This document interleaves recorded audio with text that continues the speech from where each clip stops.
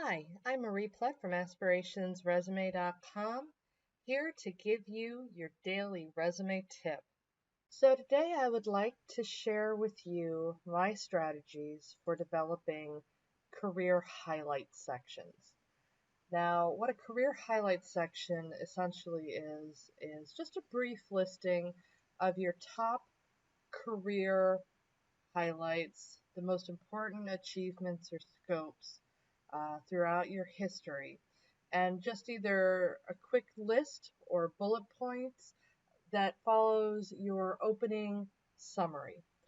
I don't like to have opening summaries that are more than 4 or 5 lines long.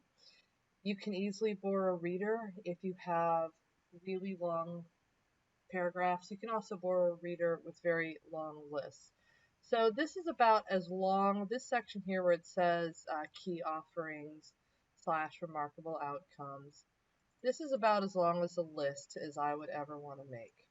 There you have four, uh, you know, major career highlights, all of which are 2 sentences long. If I added an extra one, I think I would lose the reader. It would start getting long and tedious because even bullet lists, when they're too long, become very boring. So you want to break it up and always make things into small, readable chunks and to focus only on the top, more exciting items like turning around failing institutions with a, foolproof business model that this person applies to all the companies he's ever worked for, and a revolutionary business development unit that propelled 350% growth for ABC home healthcare program.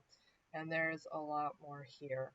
Now, this is as long and bulky as I will get. Another common thing that I do for career highlights is I'll just have checklists, and I always use little checkpoints. Kind of makes it look like this is the thing you're checking off your list when considering a client. So I'm a big fan of checks. But here is probably about as long as I'll get with checklists. This is a lot. These are a lot of achievements. This is 12, a whole dozen, but they all are concise. The ones on this in this column are even shorter. Manage, and it also gives a bit of a scope. Manage budgets up to 400 million or 40 million euro. Led teams up to 130 employees. Gained fluency in 4 languages. Saved 2 million African countries. And then built thriving corporate affairs function despite 60% headcount cuts to show kind of problem solving as well. But I like to keep it short. More commonly, I'll go even shorter and just bring something to the side. For example, you have a short, this is even a smaller opening summary because while it's 4 lines long, it's not even the full page width. So these are actually very, very concise. And then brought regional sales from 54 million to 90 million. Built 60 million sales office in 12 months, a year. And then grew annual sales by 36 months in 2 years. And that's probably why I used 12 months instead of a year, because I didn't want to have it seem too repetitive. You want to always kind of mix up the language, again, to inspire interest and get people excited. When everything is repeated over and over, you tend to lose the reader. And again, I have a little mention of scope, led top performing sales team 135. So another checklist, just smaller and to the side in a column. Now, what I most commonly do with my resumes is something I like to call an achievement cluster.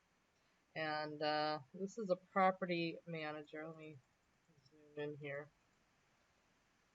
And this is a lot more fancy, design than I normally do for a lot of workday. But this one, it starts off passionate about transforming communities and resident experiences. This is a property management executive, but this is more of a scope one. Directed lease up of 1,400 plus units. Realized highest resident satisfaction score in 10 years. And I'll just have very short sentences mixed, separated by these little vertical slashes, or a lot of times I'll do slashes. I still don't even know what these symbols are called. If somebody knows, please tell me. I always feel silly I don't know that. won prestigious industry awards, maintained 90% occupancy, finished lease up 12 million ahead of budget, and a little scope, led 328 employees. So you get a size of how monumental this person's leadership is. So I hope this gives you some ideas about how you can present your career highlights in an exciting, brief way just after your summary introduction. I hope you find this helpful. Thank you for watching today's daily tip. Again, my name is Marie Plett, and I am from aspirationsresume.com. Please contact me today if you are seeking only the finest in resume development.